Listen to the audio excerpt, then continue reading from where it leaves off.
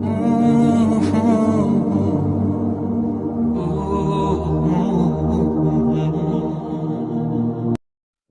نہیں جانتے کہ اللہ نے تمہارے لیے کیا سوچ رکھا ہے۔ تم نہیں جانتے کہ اللہ نے تم تک تمہاری چاہت پہنچانے کے کتنے انتظامات کر رکھے ہیں۔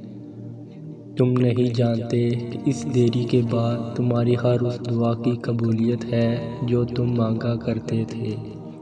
تم نہیں جانتے جس کی ایک تجلی سے کوہ طور راکھ ہو جائے، اس کا ایک حکم کیا سے کیا کر سکتا ہے۔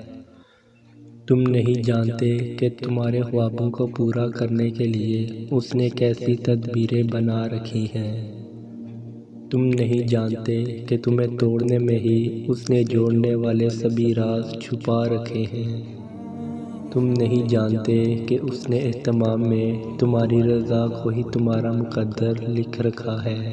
اگر سب کچھ فوراً ملنے لگے اور ہو بہو ویسا ہی ملنے لگے جیسا تم چاہتے ہو، تو تمہیں کیسے پتہ چلے گا کہ جو چیز اللہ سے مانگ کر اور اللہ کو منا کر ملے، اس چیز کا مزہ بن مانگے مل جانے جیسا نہیں ہوتا۔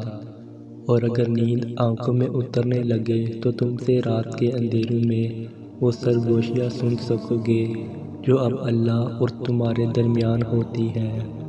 تمہاری دعائیں سن لی گئی ہیں، مگر یہ وقت آزمائش ہے۔